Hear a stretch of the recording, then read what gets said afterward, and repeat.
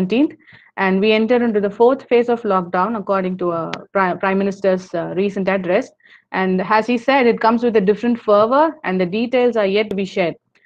The most important thing is that corona is not leaving us anytime soon, so we'll just have to learn to live with it. This is from the National Health Ministry. What we can see is there are inevitable dangers, inevitable uncertainties which loom ahead. These are some of the features when there was a lockdown in India. We all know what was allowed and what was not allowed. Most of us didn't know exactly what exactly was allowed. We thought lockdown was to sit at home, but there were certain ease of restrictions in so many places. There were time limits. There were times zones set up for each place. This is just outlined in the slide. And regarding the lockdown release, despite the healthcare's dismay, despite the doctors and all the healthcare people's dismay and their protest, the lockdown is going to be released. Because why we are all dismayed, why we are all not so very supportive of the lockdown release, it's because we don't yet understand more about the novel coronavirus. It is mutating.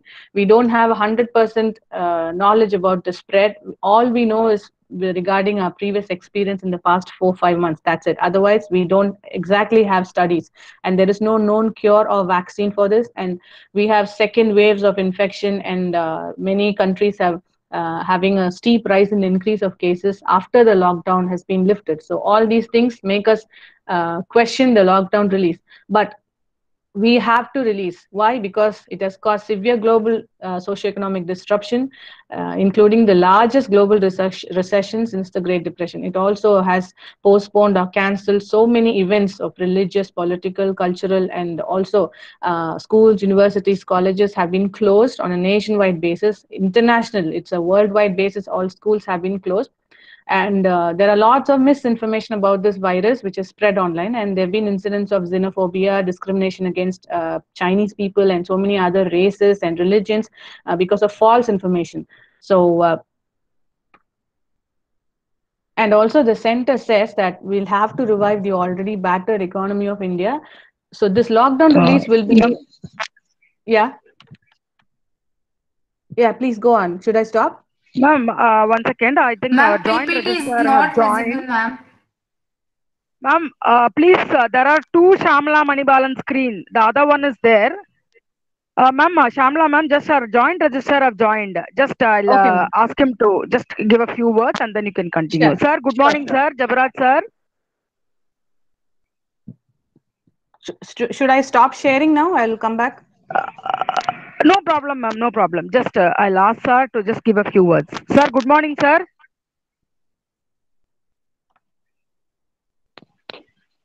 Hello. Jabaraj, sir.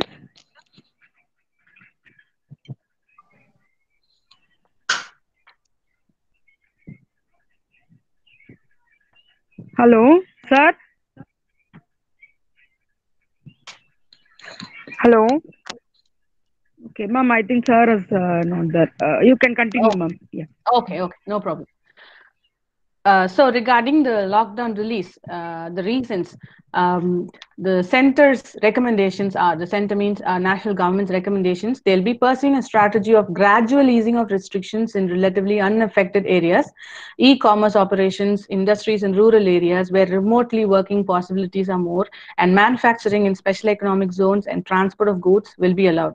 These relaxations will differ according to how a district is classified. Yeah, that's the main important thing, a hotspot or with a few confirmed cases or with no cases at all. So these are the different areas by which the districts are classified into right now: hotspot, containment zone, quarantine area, safe zone. All these you will be really aware of by now. So regarding easing in the lockdown, we'll have a look about how the pre-lockdown abilities of different countries were. So certain countries like Spain, Germany, France, New Zealand, South Korea, they were ready to fight the pandemic. Their healthcare was very well developed, and they were ready for the digital total transition also. Some countries like USA, Australia, Canada, they were kind of okay. They had a massive health infrastructure, but then the population also was too much, and they were 50-50. but they were ready for the digital economy. They were well ahead of us in that.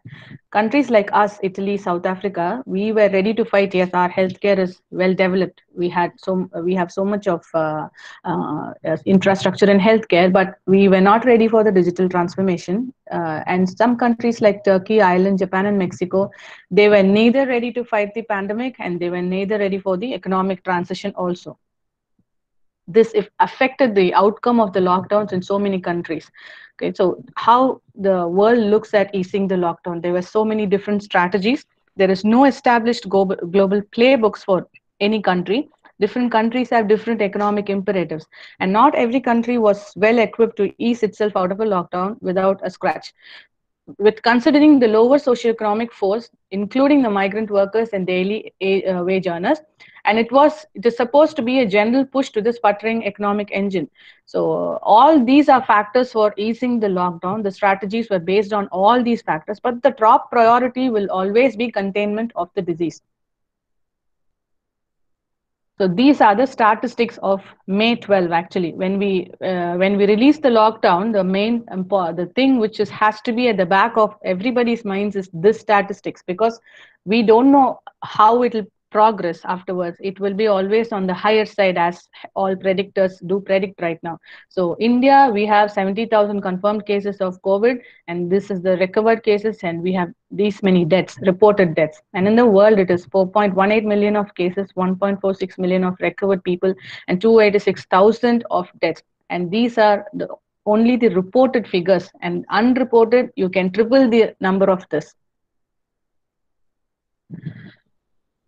So again, coming to the international outlook, the safest idea right now worldwide is to reopen the lockdown very slowly in phases while you remain ready to re-enter the lockdown in case of new outbreaks. The two important factors will be how well a nation managed the first wave of the pandemic and how ready it is to remotely work by falling back onto the online economy. These two factors should be taken into account, and how prepared nations are to restart economic activity without triggering fresh rounds of public disasters. This is the most important, a goal for every country for its lockdown release strategy. So what is the need of the hour? It should be the healthcare readiness, the high level alert of the healthcare readiness to face any second wave or third wave of infection. And then the second thing will be the digital economy to be taken over. So we just move on to the demographic classification of the health hazards when we release the post lockdown step by step. Okay, we'll just go to the kids section now. So for kids, as doctors, as physicians, we are thinking about all these things will be presenting to us immediately after the post lockdown. There'll be altered circadian rhythm, there'll be hyperactivity, disturbed eating habits. All these are self-explanatory. You can just think about it. Issues with digestion, sleep problems, there'll be concentration disorders, there are temper tantrums, there'll be eyesight problems because of continuous watchings of phones and tabs. The most important thing here is the altered circadian rhythm, which causes most of the other things. Actually, disturbed eating habits and digestive problems. That presents as a digestive problem presents as a separate issue for the pediatricians. Disturbed eating habits and the gastric issues and tiredness and lethargy all comes to the general physician or the pediatrics. But with the altered circadian rhythm, that the children are not sleeping when they're supposed to sleep and not waking up when they're supposed to wake up, all these things can happen later on. This is called the spectrum of diseases, attention deficit hyperactive disorders, one of the spectral diseases. This is on the rise. This was already on the rise because of so many different factors in children, but now after the lockdown we find so many patients, new cases of attention deficit hyperactive disorder, and this is bound to rise in the near future also, because children, they cannot handle this isolation and lockdown without going outside the house so easily. That is one important reason. And parents are always busy, there's nobody to talk with the kids also, and as the kids are always at home right now, they're the parents are getting so irritable, and that causes so much of depression and anger, irritability issues with the children, and that so many factors related to this. You have to keep in mind that this will be one of the reasons why your kid is throwing tantrums or why your kid is not listening to you or all those things. This is one important thing which worth mentioning. And in kids less than 12 years old, again, there is binge eating and there is overeating, there is irritability, depression. We've already seen those. Coming to adolescence, because of homeschooling, the things which are available at school mostly we don't have at home. The environment is not there, the classmates are not there. The school environment is completely different from the home environment, but the kids are expected to do exactly the same type of study how they'll be at school. That is very difficult. That's irritable. It puts a lot of stress on the children. It causes laziness, and also altered circadian rhythm comes here. There are eyesight problems because of continuous watching of mobiles, not only for studies but extra activities as well, video games and stuff. There's childhood obesity, the concentration disorders, mental illnesses surge. We've seen behavioral changes are there. There's loneliness. There is unopposed internet exposure, which is very dangerous, and there is anger and irritability as well.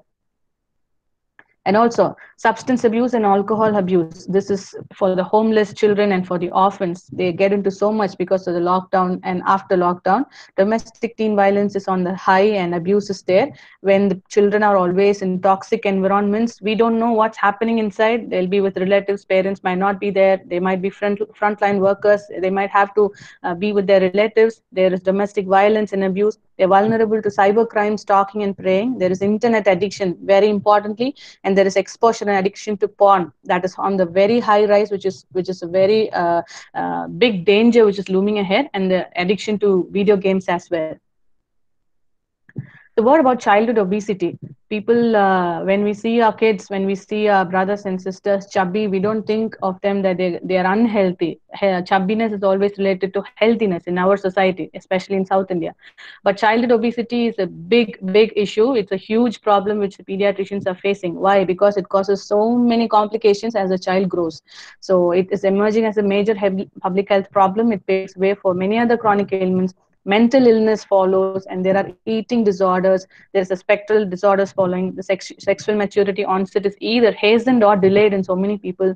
The diet rich in sugars which they're taking, it is not organic, very unhealthy, and leads to poor performance at schools. It leads to behavioral disorders, mood swings, delinquency, so many things.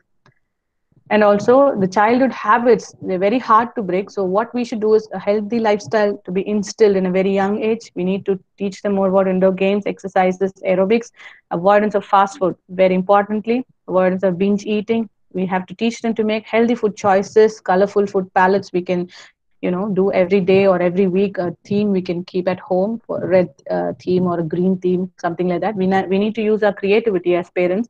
And education is key. Nowadays children are so, they're having so much of IQ. They understand things pretty much faster than our generation. So if we just let them know the hazards of childhood obesity, what happens when you eat junk, and show them what exactly happens to their system when you eat junk, they themselves will understand and they will forego junk. They will tell you when you go get a pizza or a burger, then no mom, no dad, or no, I don't want it because you told me, showed me pictures of what happens to me. So education is key, and we'll have to enlighten them about the expenditure and money. When you don't spend on junk food, don't spend on all other stuff like that. The money which you're not spending, you can ask them to save and use them for resourceful methods. And when they do like that, we can reward them with appropriate rewards periodically. And this is the vicious cycle of childhood obesity. As you can see, there is only video games, high fat foods, and all study. There's no play. So it becomes mildly obese, and then there is no movement, continues to be moderately obese, severely obese. And exercise here, even if the child wants to do, he cannot do because it becomes painful. And when he grows up into an adult, these are the problems faced by an obese adult. Every disease you name, it is linked with obesity. Coronary artery disease, diabetes, pulmonary, high medical bills, mortality. It has asthma, diabetes, everything. You name the disease and it has a relationship with childhood obesity. And the next important thing for the children who are at home and who will be at home even if the lockdown is going to be released in phases, the cyber safety and security. So we know about this. What happens when there is unopposed internet exposure? There is addiction, and there is no adult supervision mostly. And there are so many opportunities for online preying, cyber stalking, bullying, and abuse of kids, so many things. So always it's advised for parental or adult supervision In case if it's not possible, we have so many softwares to be installed in our systems that they will not have access to so many things, so many unwanted stuff in the internet.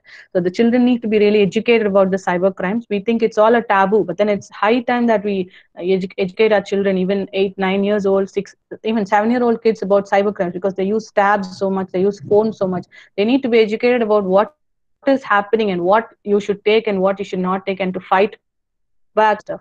They'll have to be open up, they'll have to open up to you, you'll have to be reachable to them, you'll have to understand them, and you need to give them reassurance and hope when if they are victimized. And the thing will be, you will have to focus more on restitution of their physical as well as their mental health being.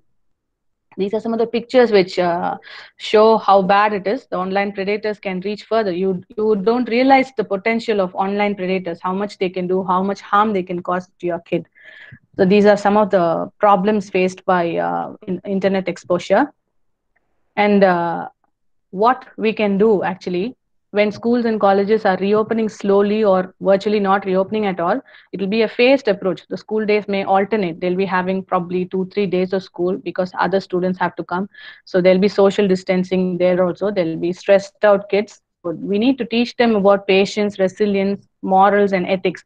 Lastly, to count their blessings and consider the underprivileged. Our kids have so much more than so many other kids in this world. We can't imagine what the rest of the kids or lower socioeconomic group. Yes, should I? Can I continue? Hello. All right. Yes, ma'am. Continue, ma'am. Continue. Yeah. Okay. Okay. So, what else they need to be made aware of, the kids and teenagers?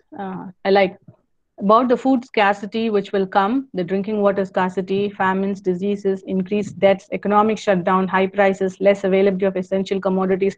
You see, all these things are prevalent worldwide even now, not just because of the lockdown, all these are going to happen. But we were not concerned about all those because we had everything in our homes, our jobs were secure, something like that. But right now, nobody is secure in this world. So the kids and we alike have to be, time and again, we'll have to stress the importance of all these things, how to conserve the resources, how to conserve water, what about the other people, underprivileged people. So how to develop this social responsibility in this case. This is a good time which I think nature has given us to realize all these things and spread the message to the younger generation. So if it is not now, we will not have any other time.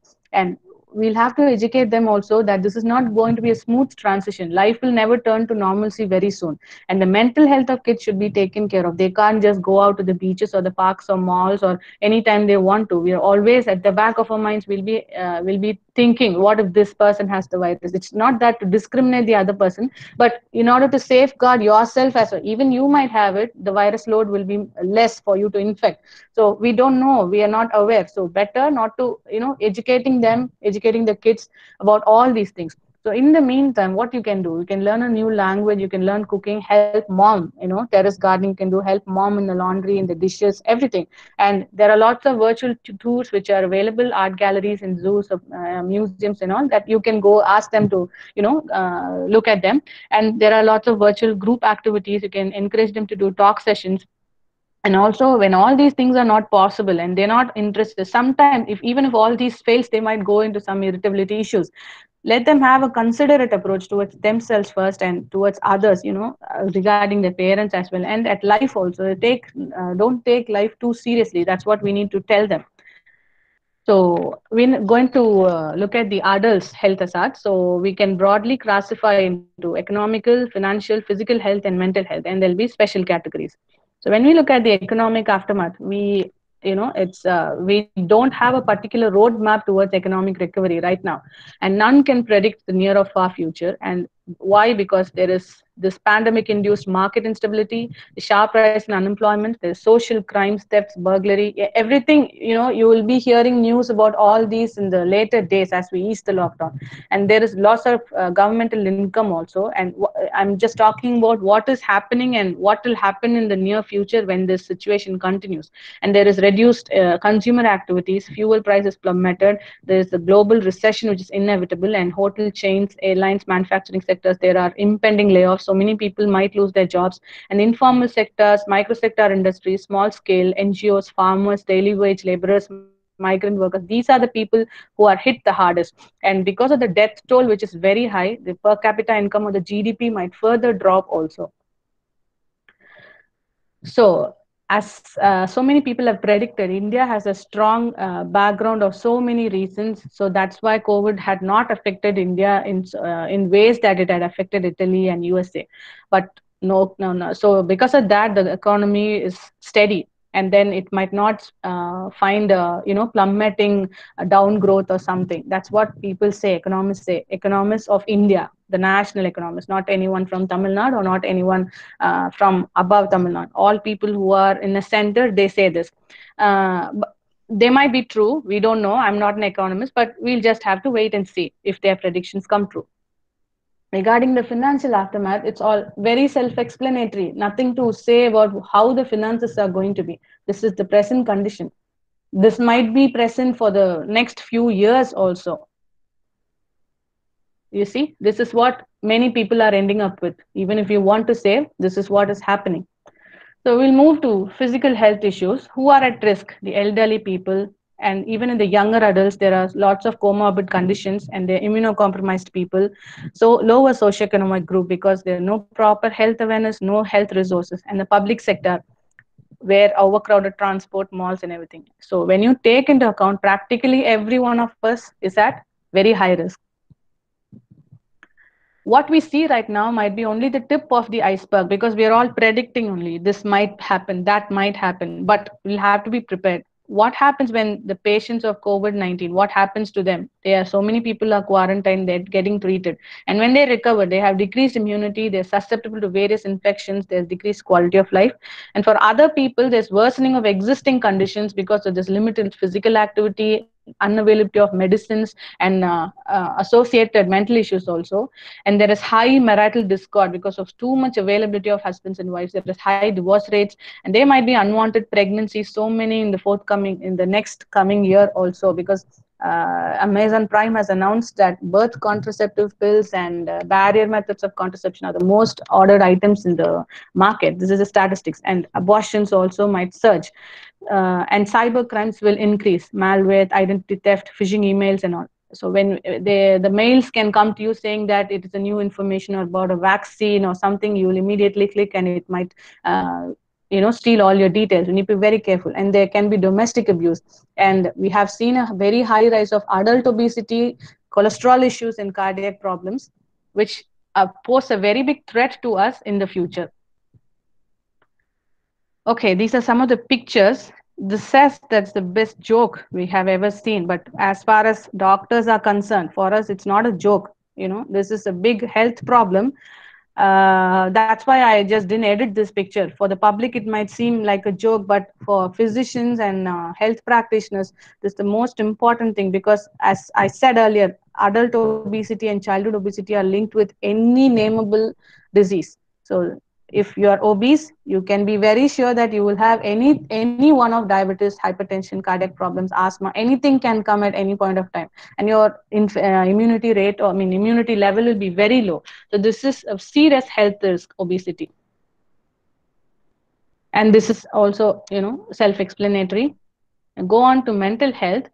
So that's very important, because just the physical health is it doesn't cover the whole picture. So what happens is there's uncertainty about the future. There's no job security. We have seen a spike of new onset anxiety disorders, panic attacks, sleep disturbances, depression, mood disorders, higher degree of relapses. People will be normally taking medicines for psychiatric issues, but right now during the lockdown, we see so many cases of relapses who were previously normal before. And agoraphobia, which means fear of closed spaces, because we are in isolation, that is increasing right now. And new cases are cropping up of OCD. OCD is obsessive compulsive disorder, about contamination and hand washing frequently. Everybody, I think, has a level of OCD right now, everybody in this world. And there is hypochondriasis, which means thinking that you have the disease, not thinking, you are very sure that you have the disease and you want treatment for that. That's a psychiatric condition. There are lots of suicides and homicides as well. You can see this picture. We will know very well, whoever in Tamil Nadu. Substance abuse have increased, people crowding at Tasmak. This is a social issue too. There's phone addiction, and people who are under quarantine, there is increased depression, suicidal tendencies. Trauma triggers are so much when they are in social isolation like this, and they're stigmatized also. The trauma triggers, which are in increased intensity and frequency, a very important factor for the rise of the psychiatric new cases. And we should targeting certain ethnicities and communities, we all know about this. And the most worth mentioning thing is post traumatic stress disorder for post corona infected patients and recovered patients. That's a lifelong memory for them. It won't go so easily. We don't know who will give them jobs later on, what will happen to their families if somebody comes to know that they had corona before. All these things are a big question mark for us right now. And coming to NIMHANS is the National Institute which is in Bangalore for mental health. These are statistics actually. Pre-COVID, WHO had predicted 20% of Indian population will likely to have mental health disorders by 2020, and this is pre-COVID. Nobody knew about COVID by then. Now the statistics is, this is the current ratio of psychiatrists. Desired is this much actually. So 18,000 psychiatrists we are short actually. We don't have enough people, doctors to treat the mental ill patients. And demand is more than 10 times now post COVID. But this can be satisfied to a certain extent by giving basic psychiatry, turning to GPs and other specialty physicians as well. They can ease the burden. And WHO has highly recommended that mental health should be a part of public health response for COVID-19. And these are some of the things which is depicting the mental health. These are the stages, and this is one tweet by one person who had OCD. It's a tough time for us OCDers. For those who have been through contamination OCD, the response to COVID-19 feels like watching a brains being flipped inside out. It's weird seeing people act in ways we associate with being ill. Think of them, think of the patients who have OCD already, and you see the whole world reacting like them in 10 times more intensity. They're just going crazy, like they can't explain, completely helpless. We don't have any explanation as doctors as well to them. We can't even reassure. So what happens is it has created a long shadow on mental health. The recuperation won't be a sprint, it will be a marathon. This is from the WHO. And there's a steady spike in cases because the services are disrupted. We cannot get appointments for telecounseling, video calls, or even prescriptions cannot be refilled. So ethical issues are there. Telecounseling and video calling can be possible for a certain number of patients, but when the physical presence is required for the examination and remote diagnosis, it's not possible. And what we need right now from the government side is for an urgent need of mental health studies and data. We don't have as of India's concern. And that's what all these slides prove to us, that back to normalcy is a big question mark. It's kind of dark and bleak. So, what is the WHO recommending? It's staying connected with your social and family networks through technology. When the internet is available, yes, and so many areas in India we don't have internet. That has to be considered. When you do this, there is a sense of social togetherness, and keeping your daily routines as much as possible, even during the lockdown and after lockdown, exercising regularly. And when you start something during the lockdown, try to continue them even after the lockdown is eased. And to seek practical, credible information. Don't throw WhatsApp forwards as they come on to you. Verify them whether they are credible. It takes 2-3 minutes to verify them. Don't throw into WhatsApp, and you don't get into them also so much, because it creates so much of panic in the public. And prayer, if you have religious views, being grounded in prayer helps so much. And physical social distancing shouldn't be misinterpreted as social or emotional disengagement. This is very important, because social distancing doesn't mean that you should not talk to anybody or you will distance from everybody else. You can always vent out, you can talk to your friends, but not in person. That's what it means. And you can call that friend who's naturally an introverted person, call that elderly person who lives alone, because the need of the hour right now is compassion for others and empathy for everybody else as well. And when you are in the bubble group in the sense that some containment zones will be called bubble groups later on, we'll have that terms coming up. It will mean that there is no risk of infection when you move along with a certain group of people in your neighborhood alone, but you not cross the neighborhood. It's like containment zone in a small area. So you can do some acts of altruism there.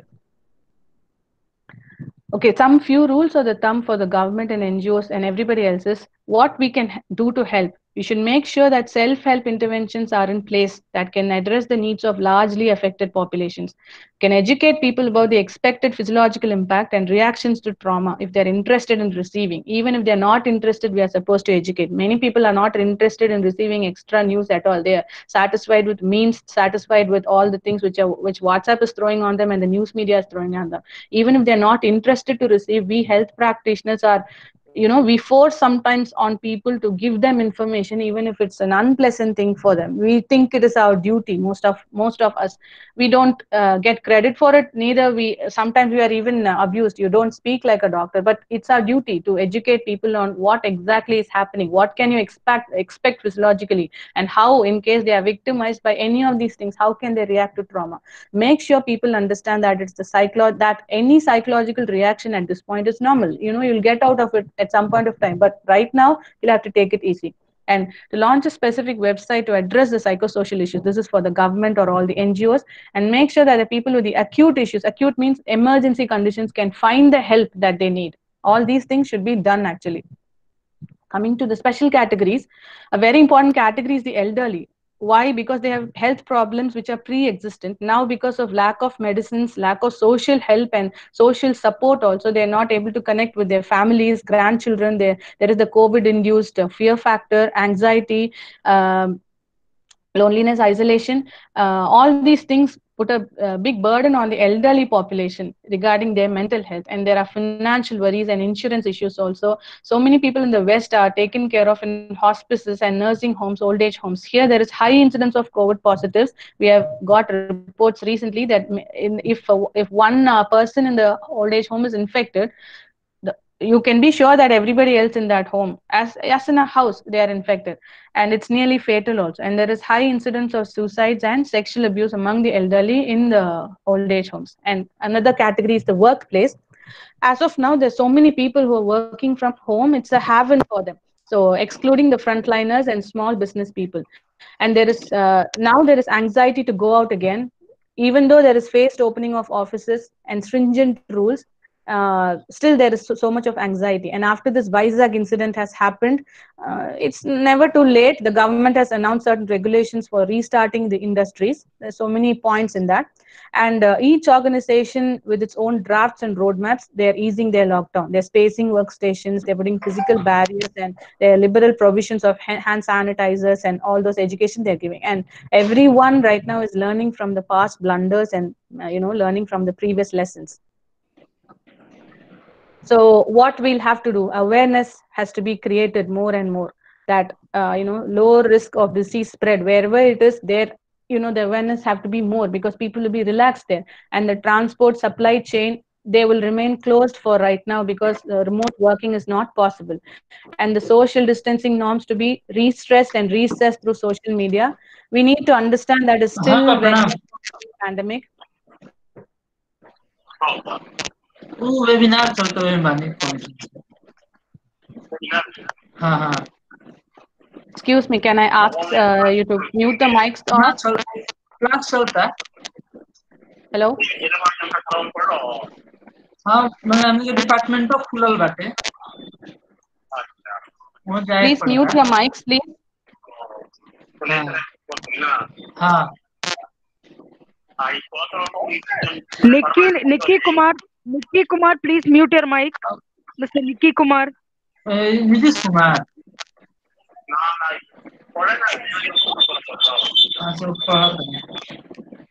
सुबह से हाँ हाँ हाँ हाँ Can I continue? Am I audible? हाँ Hello? Am I audible? Yes, ma'am. Okay, right. So what is the need? Everybody right now, we need patience, we need resilience, we need compassion and empathy, and we need to also reassure ourselves that eventually we will come out of all of these. And we're moving to a very important category, because I belong to this category, healthcare. We bear the brunt of the COVID-19 pandemic, along with sanitary workers, police force, and supporting staff. What are the things we are facing? Along with the clinical pressure, there's lots of increased number of patients, lots of pressure in the workplace. We are affected by mental health disorders, including physicians, psychiatrists, nurses, psychologists, everybody. Why? Because we have hard and long working hours. There is no break between shifts, not permitted for even toilet breaks, no way to vent out. Okay, we are doctors and we are supposed to be superhuman. We cannot say that, we are humans as well. This is the scenario for every doctor, every healthcare professional, every police person. They cannot vent out to the normal public. They'll say, you signed up for this. This is the response usually. And there is no quarantine mostly. Only some countries or some health states, or some people have the they are the beneficiaries of quarantine. Not everybody in the health system. Lots of pp shortage. We work with minimal or no supplies, no beds, no equipment. We have pay cuts as well. Nobody gave us, even in India there is no high pay or anything like that. This is the fact. Actually, we have been preparing for unprepared scenarios, and we have been losing colleagues to COVID-19 also. We also have lost family, our medical fraternity, so many people we have lost. So all these put a mental strain on us as well. And the quarantine medicos who are far from families and kids, the kids are either with the in-laws, relatives, friends. We are worried about their studies, their health, and abuse also. And we have no respite. When we see ahead, which is looking to be a long-term global crisis, this is all we can see. So we'll have to gear up once again. Mostly at the end of the day, above all this, what healthcare practitioners feel is we are bound by powerlessness, that we are helpless in so many situations, and by guilt and by exhaustion. What else? What does the WHO recommend for us? That it says that you must always return to yourself, be aware of yourself, distinguish which emotions are yours, which are the patient's, and which are your empathy, which is not possible all of the time. Yes, it recommends, it's a very good recommendation though. And they recommend to rotate shifts in the most stressful positions, increase the communication between work teams, having a psychosocial team in hospitals, and ensuring that frontline workers have extensive experience. All these are recommendations. Practically, we don't know how much of it is possible, but we are going with everybody in the healthcare, in the supporting area, sanitary workers, ambulance drivers, technicians, everybody are in the same boat. We just going on every day facing an uncertain future, just like everybody else. So this is the recent headlines which helps the where the depression, COVID depression hits the health workers. Some other pictures, and we come to another very important category of women. What happens to women during the lockdown, and what we can expect after the lockdown? People, ladies who are quarantined in toxic environments, they are subjected to so much of domestic abuse. You might have seen videos of women getting abused, especially during the lockdown period. And for these victims, helplines need to be made aware. And because of the school closures, there is lots of burden, especially on the working women, because they need to work. They do the some of them may be frontliners also, women, and they have kids at home, and you'll have to homeschool kids, and you'll have to take care of their mental. Whatever we spoke about right now, it's applicable to the frontliners who are ladies as well. And there is no rest, no always irritable anger and mood swings. As I said, frontliners, 70% of frontliners are women. More than men, women are working as frontliners. They are praised for their saintliness, warrior-like nature, despite their hard, long, punishing shifts, everything, with no loo breaks also. Frontliners, we've seen in Saudi Arabia, there are high incidence of miscarriages in the past 4 months, because the stress, and the menstrual product supplies are overlooked, and even there are no changing facilities or loos for the frontliners. For example, Polish women who are standing outside for long hours because of the hotels and everything nearby are closed. They don't even have changing rooms or facilities or anything. But Mumbai film fraternity, they have graciously given the caravans of the film stars, that the police constables and the lady police people, they can use, because there are no other way for relieving themselves. A commendable move in Mumbai. And so this is how domestic abuse is affecting ladies at home. Regarding the migrant domestic helpers, most of them are women, overseas also. There are no proper work contracts, they lose jobs. Sometimes they are the only breadwinner of the family. And because of the high price of mask sanitizers, due to the panic buying, they don't have masks. You can see this lady wearing a handkerchief, which is not at all protective. And there are lots of anxiety issues also, because there is no health protection, there is no work stability also, and there is no day off for them continuously. There are threat of dismissals, loss of space, and also special groups which are vulnerable. They are this LGBT, transgender, and professional sex worker community. So from the UN's perspective, what they say is women are playing an indispensable role in the fight. So as healthcare workers and everybody, it's essential to ensure the women's voices are heard and recognized. These are some pictures of migrant workers, the troubles they're facing. What next? Okay, how do we emerge out of lockdown? What can we see? Non-occupational therapies, supportive therapies, social care, elective surgeries, cancer screening, they all will reopen slowly. And as healthcare people, we need to be prepared for secondary outbreaks as movement is eased. And the public need to be cooperative in the healthcare surveillance, self-reporting, and the destigmatization of the disease impact through social media awareness. Population level data is so crucial.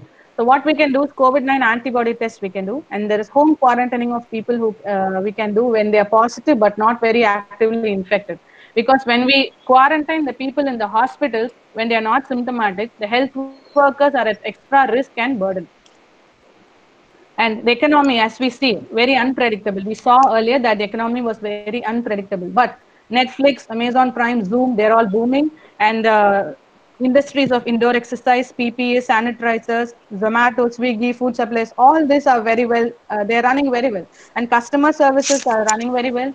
Telemedicine, robotic medicine, cyber security. These are the places where the economy is really high, nicely booming. Actually, it's not that all industries have gone down. These industries with language skill jobs, content reviews, and IT admin support, all those are booming. So, what does the WHS say about this? When we ease the lockdown, what happens is risks are real. As can you please mute the mics, whoever it is? Thank you. Mute your mics, please. Kindly mute your mics. I don't think I'm audible enough. Okay. Dr. Fossey and the Director General of WHO, they have said all these actually. If the emerging countries do not manage the transition extremely carefully, there can be a viral rebound and there can be big outbreaks from little spikes.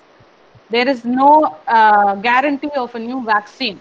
And so what we'll have to be cautiously optimistic regarding all this. How life will be after lockdown. What are the suggestions to follow? We can learn to embrace the situation. Don't crib. Went out, but don't venture out. Please show solidarity. The future generation will see how your reactions are today. So be rational in your responses. Don't react in panic. When ordering online for anything, please click with a conscience. These people also are humans. They are working amidst the lockdown to supply your needs. So do, unless otherwise it's essential, don't order online. Economy can be revived, but the dead can't be revived. Okay, so this is said by the New Zealand Prime Minister. We'll have to bear in mind the earth is recuperating so well, so we can also recuperate. Also, we have a long and arduous road ahead.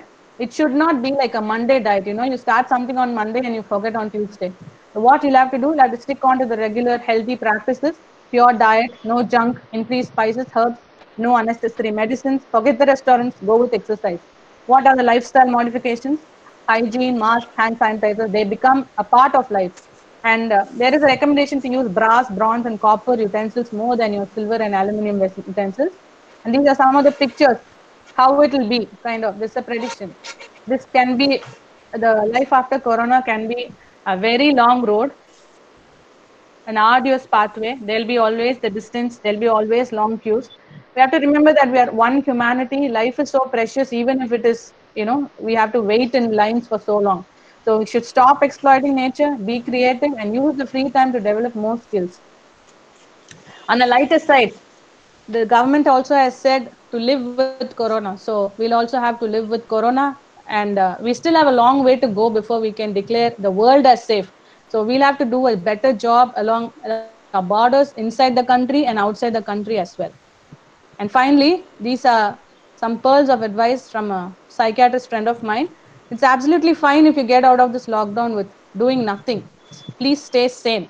That's all. And Mr. Bibliography,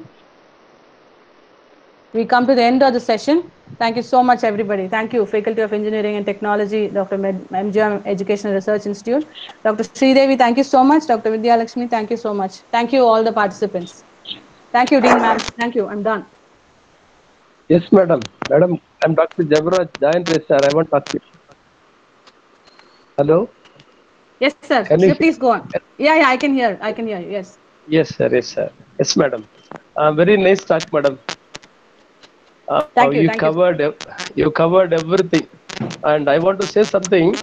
Really, what you as you told, the public are they are struggling due to a lot of restrictions and other due to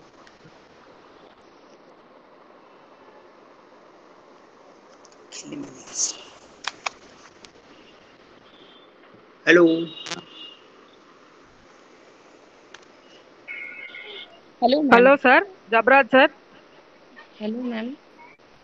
We should help Hello, them Jabraj, sir. and do Yeah, yeah. exercise every day. The prayer, we should ask the Lord, we pray to God. God is the only way to sort out this problem. Yes. Hello. Yes, ma'am. Yes, sir. Yeah, yeah. I can hear, sir. You were not audible for a moment. Yes. Thank you. Thank you Yeah. so Yes. much.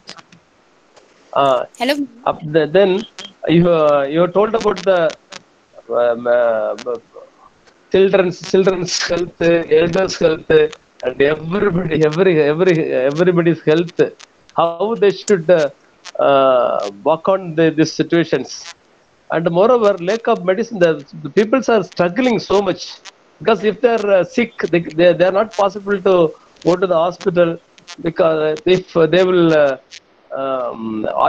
they will think they are thinking that suppose if you don't have the virus attack the virus, the doctor will say doctor some public will say some if it is some decision disease, they'll think it is a coronavirus, so that the people are not going to they're not possible to go to the hospital.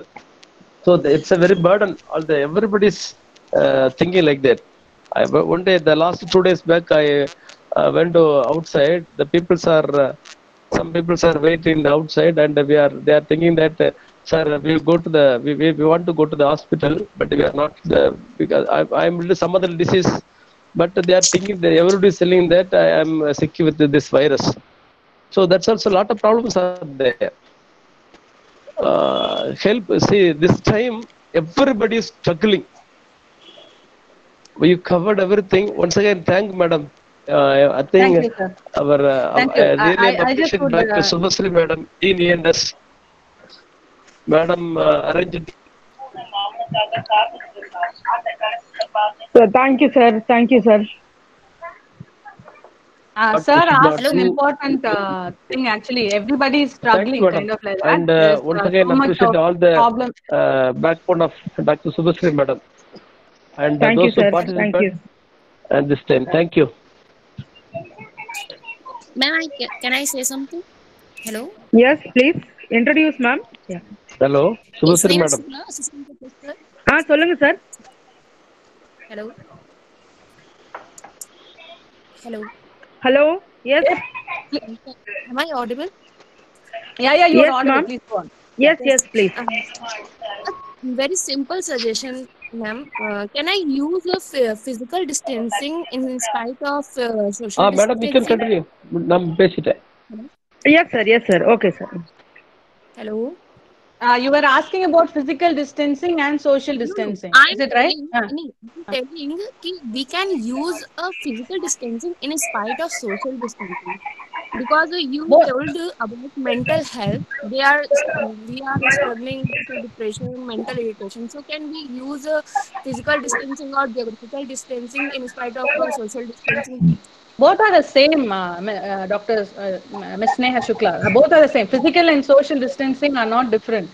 You should not confuse physical and social distancing with physical and social disengagement. I had mentioned that in my slide. Actually, distance means you are physically distant from each other, and social distancing means the same also. You will not go, in twos, or you will not be in groups or anything. But that doesn't mean that you cannot talk to your friends through phone, or the elderly, for example, they can't talk to their children or grandchildren through the phone.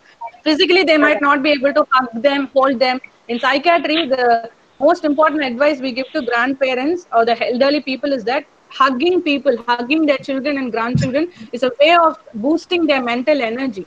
But right now, the opposite only we are advising everybody. Don't go physically close to anyone else because potentially they might be a source of infection for you.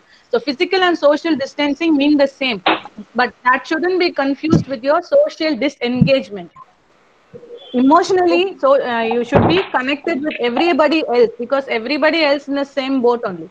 But physically, you will be alone to protect yourself as well as to protect the other. And Sir was saying something about difficulty in getting medicines. I don't know about in India. India is a huge country with lots of population where everybody cannot have access to online consultations or online prescriptions. It's not possible. No, villages, rural people, they don't have access to internet. They don't know what is internet in most of the places. So those points, yes, it's really very hard, and that's where all the NGOs come into play, volunteers come into play. But here, if you ask in Saudi Arabia or in cities in India, teleconsultation is possible, and they are doing also. UK, NHS, US, everywhere, even in Saudi Arabia, we're doing lots of teleconsultation and giving online prescriptions. There is a app in the Ministry of Health, Saudi Arabia, called Mavid app. So patients are asked to download that app, and through the app, they can get prescriptions delivered on their doorstep. So it's happening in Saudi. In India, also in many places, for psychiatry, this is very useful in psychiatry for teleconsultation and video consultation. நம்ம college தான் நல்ல college. எங்க காலேஜ்ல நாங்க feedback fill பண்ணவங்களுக்கு certificate வந்துருச்சு பாரு. ரெண்டும் என் காலேஜ்ல இருக்கிறதுனாலதான் அனுப்புவாங்க.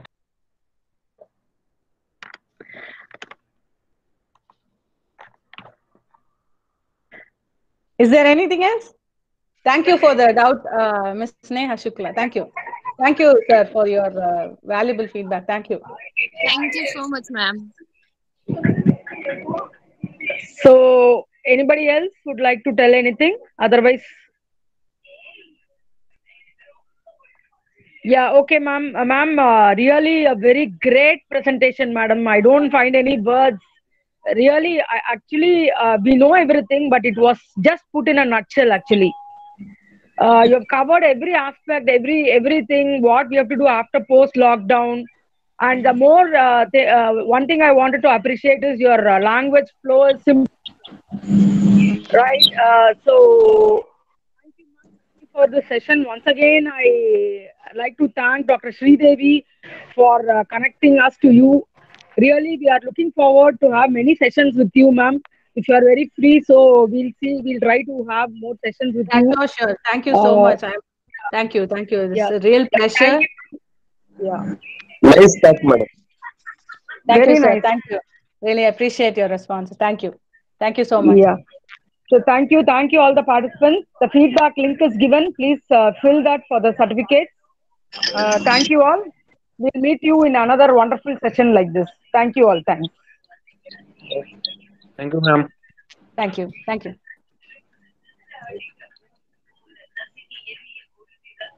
Thank you so much, ma'am. Thank you.